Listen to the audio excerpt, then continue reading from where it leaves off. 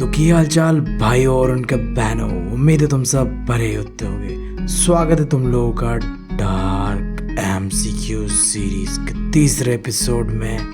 तो लिटरली काफी लोगों का ये सवाल था कि तुमने इस सीरीज का नाम डार्क सीरीज क्यों रखा। तो सबसे पहला चीज तो देखो, तुम्हें मिल रहा है 200+ एमसीक्यूज जो कि इतना डार्क है, यानी कि पूरे डीप पे घुसेर दिया है मैंने। चैप्टर का कोई भी कोना नहीं छोड़ा है, जितना हो सके चैप्टर का हर एक पॉइंट को निचोड़ दिया है। मतलब भाई साहब, अब चैप्टर के अंदर में बस तुम्हें अंधेरा ही मिलेगा और कुछ नहीं मिलेगा। तो यार इसीलिए इस सीरीज का नाम भी डार्क सीरीज पड़ा। बाकी यार अगर तुम लोग के दिमाग में सवाल चल रहा है कि 200+ एमसीक्यूज हम कहाँ से डाउनलोड करें, तो भाई तुम्हें कुछ नहीं करना, वीडियो के डिस्क्रिप्शन में टेलीग्राम चैनल का लिंक मिलेगा, वहाँ से जाके टेलीग्राम ज्वाइन करो, वहीं पे तुम्हें मिल जाएगा और उसके बाद तुम प्रैक्टिस करना शुरू कर दो। मैं यार इस वीडियो में ज़्यादा से ज़्यादा 15-20 एमसीक्यू को लूँगा और तुम्हारे सामने दिखाऊंगा तुम्हें कि कैसे तुम्हें एमसीक्यूज को प्रैक्टिस करना है, जिससे कि तुम्हें एक रफ आइडिया मिलेगा और इसके बाद तुम्हें खुद ही करना है। क्योंकि देखो अल्टीमेटली एग्ज़ाम तुम्हें देना है, तो प्रैक्टिस भी तुम्हें ही करना है। मैं बस तुम्हें एमसीक्यूज प्रोवाइड कर सकता हूँ, इससे ज़्यादा और क्या ही करूँगा मैं भाई। तो देर किस बात की यार, करते हैं वीडियो को स्टार्ट। तो ये रहा तुम्हारा पहला सवाल। पूछा गया है कि मिलेट होता क्या है। तो मिलेट का सबसे खास बात क्या है पता है? मिलेट यार ऐसा ग्रेन्स होता है जिसमें न्यूट्रिशन बहुत ही ज़्यादा होता है। तो जब तुम ऑप्शंस को देखोगे तो यहाँ में 2 ऑप्शंस में बताया गया है कि मिलेट्स में न्यूट्रिशियस वैल्यू हाई होता है। अब यार देखना ये है कि इन दोनों में से कौन सा आंसर सही है। अब देखो मिलेट ना यार बहुत ही सख्त खुरदुरा होता है, समझ रहे हो, कोई सॉफ्ट चीज़ नहीं होता है। तो यार इसीलिए कहते हैं मिलेट यार कोर्स ग्रेन होता है, यानी कि खुरदुरा सा, सख्त सा, ऐसा कुछ होता है। ठीक है, तो जो हमारा सही आंसर है वो पहला है कि मिलेट जो है बहुत ही कोर्स ग्रेन है, जिसके अंदर में बहुत ही ज़्यादा न्यूट्रिशियस वैल्यू मिलता है। बढ़ते अगले सवाल की ओर। अब भाई देखो यहाँ आ गया तुम्हारे पास assertion and reason based question. अब इसे देख के ना काफ़ी बच्चों का यार समझ रहे हो ना फट जाता है, बट तुम्हें डरने की बात नहीं है, क्योंकि तुम्हें करना है ट्रिक के साथ इसे। ठीक है, असर्शन यानी क्वेश्चन, रीजन यानी आंसर। ठीक है, तो पहले दोनों देख लेते कि स्टेटमेंट करेक्ट है या नहीं है। देखो असर्शन में कहा गया है कि इंडिया यार सेकंड लार्जेस्ट प्रोड्यूसर है फ्रूट्स और वेजिटेबल का। बिल्कुल ही सही जवाब है यार। और यार एक बात, ये जो फ्रूट्स और वेजिटेबल का प्रोडक्शन होता है ना, इसे क्या कहते हैं? तो इसे कहते हैं हॉर्टिकल्चर। बाकी यार अब रीजन को देख लेते हैं कि जब हम उगाते हैं फ्रूट्स और वेजिटेबल्स, इसे यार सेरीकल्चर कहते हैं। नहीं यार, अभी मैंने बताया, इस प्रोसेस को कहते हैं हॉर्टिकल्चर। देखो ये जो सेरीकल्चर है ये एक ऐसा प्रोसेस है जिसके अंदर हमें मिलता है सिल्क। किससे? सिल्क वॉर्म से। ठीक है, हम सिल्क वॉर्म को पालते हैं, जिसके बाद वो हमें देता है सिल्क। ठीक है, तो इसका मतलब क्या है कि ये रीजन जो है वो गलत है। तो देखो जो तीसरा ऑप्शन है जहाँ कहा गया कि असर्शन तो सही है बट रीजन है गलत, यही हमारा आंसर। बढ़ते हैं अगले क्वेश्चन की ओर। देखो यहाँ में एक स्टेटमेंट दिया हुआ है, हमें बताना है कि ये सही है या गलत है। देखो व्हीट जहाँ भी ग्रो होता है ना, वहाँ में बारिश हमें कितना चाहिए होता है? Less than 100 centimetre. ऐसा है क्या भाई? तो ये आंसर है गलत। जो भी एरिया में हम व्हीट्स को उगाते हैं वहाँ में हमें एवरेज जो रेनफॉल है वो हमें 50 से लेके 75 सेंटीमीटर चाहिए होता है, लेस देन 100 नहीं भाई। ठीक है, अब यार इसी क्वेश्चन में तुम लोगों के लिए एक bonus tip.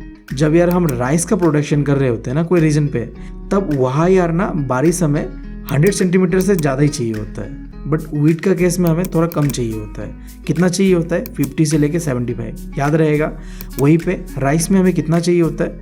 100 centimetre and above. ठीक है, तो ये स्टेटमेंट है गलत। बढ़ते हैं अब अगले क्वेश्चन की ओर। बहुत ही आसान सा क्वेश्चन है। पूछा गया है कि व्हीट का ना प्रोडक्शन इसमें से कौन सा स्टेट में सबसे ज़्यादा है? तो बच्चा ही बता देगा यार, पंजाब। मतलब पकड़ लो तुम, देश का पूरा जिम्मेवारी ना पंजाब ने उठा के रखा हुआ है व्हीट प्रोडक्शन का। अब देखो तुमने मिलेट के बारे में सुना होगा। मिलेट यार 3 तरीके का होता है, ज्वार, बजरा और रागी। तो तुम्हें बताना है कि वो कौन सा स्टेट है जहाँ रागी का प्रोडक्शन सबसे ज़्यादा होता है। वो स्टेट है कर्नाटका। इसके अलावा जो ज्वार है उसका प्रोडक्शन सबसे ज़्यादा होता है महाराष्ट्र में, और बजरा का सबसे ज़्यादा प्रोडक्शन होता है राजस्थान में। भाई साहब राजस्थान का नाम आ गया यार, मतलब ज़रूरी था क्या ना भाई। रहने दो यार, आगे बढ़ते यार। मूड तो ऐसे खराब हो गया, फिर भी अगले क्वेश्चन की ओर बढ़ ही जाते हैं।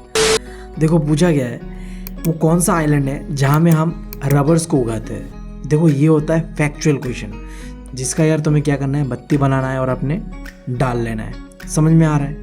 तो रबर का प्रोडक्शन हम करते हैं अंडमान एंड निकोबार आइलैंड में।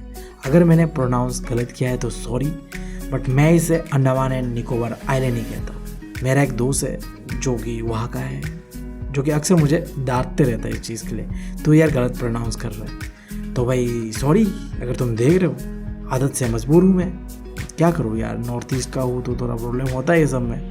बाकी यार तुम लोग देख लेना इस चीज़ को, प्रोनाउंसिएशन का मैं कुछ नहीं कर सकता। अब बढ़ते हैं यार अगले क्वेश्चन की ओर। देखो एग्रीकल्चर करने का 3 तरीका है। पहला यार प्रिमिटिव सबसिस्टेंट एग्रीकल्चर, दूसरा है इंटेंसिव सबसिस्टेंट एग्रीकल्चर और आखिरी है कॉमर्शियल एग्रीकल्चर। तो देखो जब हम कर रहे होते हैं प्रिमिटिव सबसिस्टेंट एग्रीकल्चर, तो क्या इसके लिए हमें बहुत ज़्यादा ज़मीन चाहिए होता है क्या? नहीं, ऐसा नहीं है। एक तो ये बहुत ही ट्रेडिशनल, तुम कह लो यार पुराना जमाना वाला मेथड है, जहाँ में यार लोग सिर्फ अपने लिए प्रोडक्शन करते हैं। मतलब मान लो कि मेरा छोटा सा एक खेत है जहाँ मैं प्रोडक्शन कर रहा हूँ और बस अपने लिए कर रहा हूँ, तो ये क्या का पार्ट हुआ?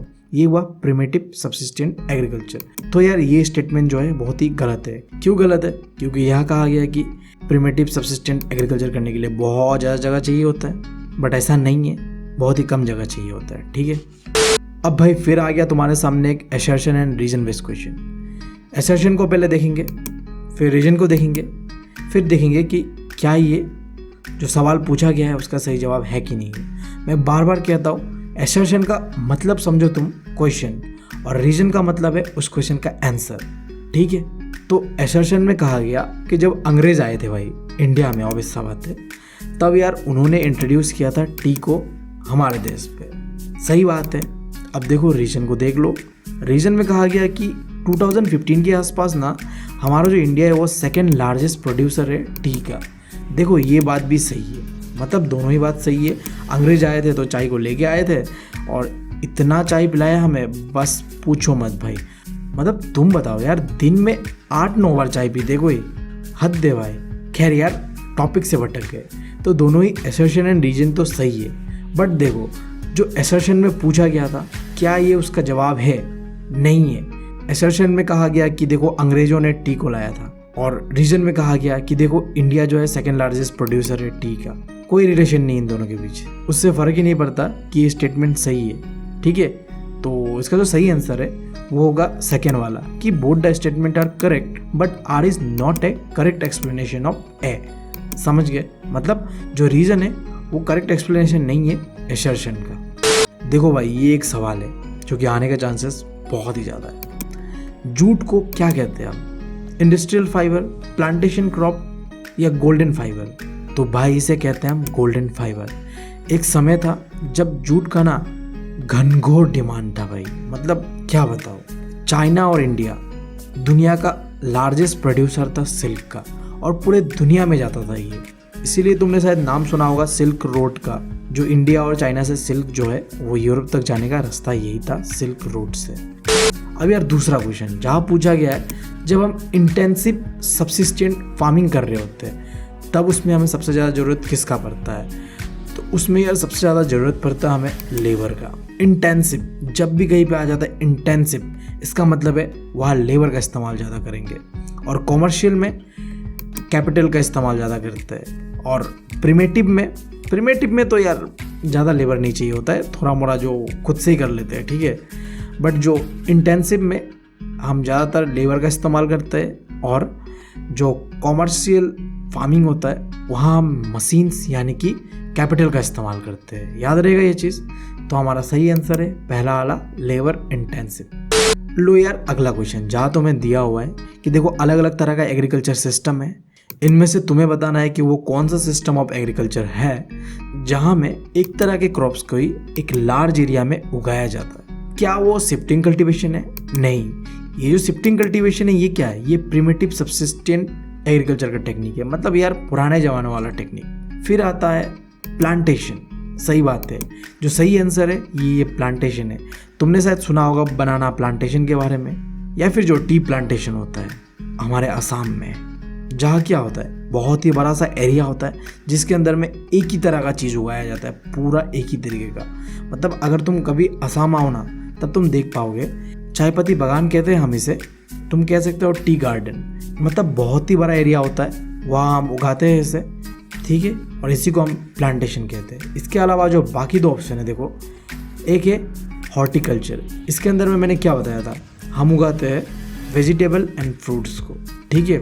और जो आखिरी ऑप्शन है इंटेंसिव एग्रीकल्चर, इसके अंदर में हम लेबर का इस्तेमाल करके प्रोडक्शन करते हैं, ठीक है।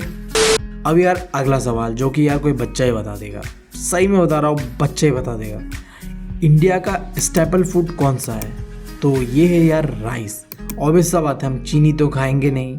जो हम इंडियन से सबसे ज़्यादा खाना पसंद करते हैं चावल, यानी कि राइस। और अगर राइस और बासमती वाला साथ में बिरयानी, भाई मतलब भाई साहब क्या ही कहने। मतलब आधी रात को ना ये बात कह के मैंने अपने ही पैर में कुल्हाड़ी मार ली भाई। खैर यार आगे बढ़ते हैं। अब यार मेरा दिमाग काम नहीं कर रहा है बिरयानी का नाम से, ठीक है। मतलब तुम्हारा भाई नेक्स्ट लेवल वाला क्रेजी है बिरयानी का। अब यार आ चुके हैं हम अपने आखिरी क्वेश्चन की ओर। देखो यार, क्रॉप्स को उगाने का अलग अलग सीजन होता है। पहला होता है राबी, दूसरा होता है खरीफ और आखिरी होता है जेठ। तो अब तुम्हें बताना है कि राबी सीजन में हम कौन सा क्रॉप उगाते हैं, मतलब इनमें से कौन सा राबी क्रॉप है। तो जो सही आंसर है वो पहला बार्ली, ठीक है।